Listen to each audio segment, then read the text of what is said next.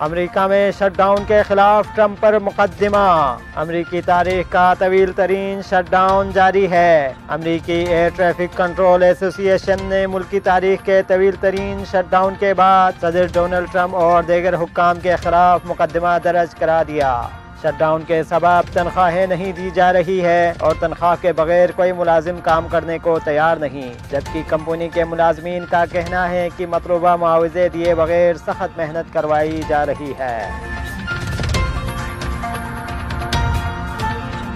چین میں کوئلے کی کان میں حادثہ، 19 مزدور ہلاک۔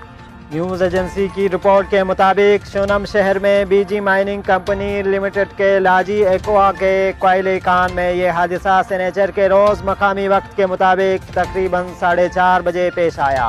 حادثے کے وقت کان میں 87 مزدور کام کر رہے تھے۔ حادثے کے بعد ان میں سے 66 مزدوروں کو بحفاظت باہر نکال لیا گیا، تاہم 19 مزدور جان کی بازی ہار گئے۔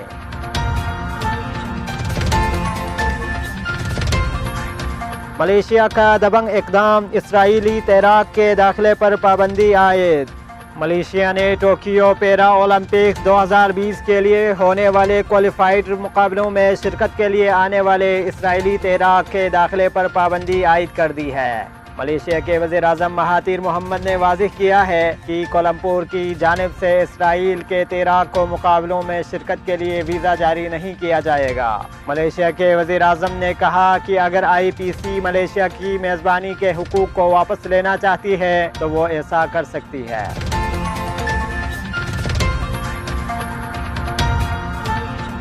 ایران کے وزیر خارجہ کا دورہ عراق۔ اسلامی جمہوریہ ایران کے وزیر خارجہ محمد جواد ظریف ایک اعلیٰ سطحی سیاسی اور اقتصادی وفد کی قیادت میں آج بروز اتوار عراق روانہ ہوں گے۔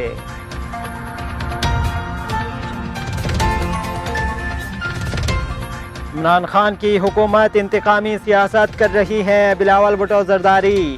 پیپلز پارٹی کے چیئرمین بلاول بھٹو زرداری نے کہا ہے کہ اگر عوام نے اسلام آباد پر چڑھائی کر دی تو حکومتی تابوت میں آخری کیل ثابت ہوگی۔ صبح سندھ کے شہر کوٹری میں جلسے سے خطاب کرتے ہوئے پیپلز پارٹی کے چیئرمین بلاول بھٹو زرداری نے کہا کہ پی ٹی آئی کی کٹ پتلی حکومت سوچ رہی ہے کہ 18ویں ترمیم ختم کر کے ان کو فائدہ ہوگا، لیکن اگر وہ آئین پر کوئی حملہ کریں گے تو اس سے وفاق کو نقصان پہنچے گا۔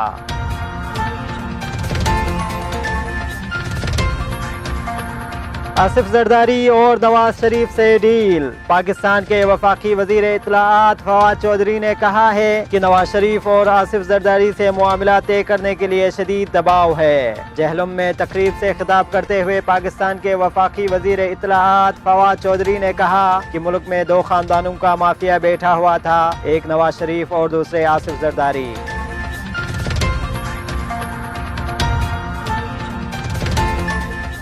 بلوچستان میں 2 دہشت گرد ہلاک۔ پاکستان کے صوبہ بلوچستان کے مختلف علاقوں میں ایف سی کی جانب سے آپریشن میں 2 دہشت گرد ہلاک ہو گئے ہیں۔ آئی ایس پی آر کی جانب سے جاری بیان کے مطابق بلوچستان میں ایف سی کی جانب سے قلات، خران، مائیونڈ میں خفیہ اطلاعات پر آپریشن کیا گیا، جس کے نتیجے میں 2 دہشت گرد ہلاک جبکہ اسلحہ و بارود برآمد کیا گیا۔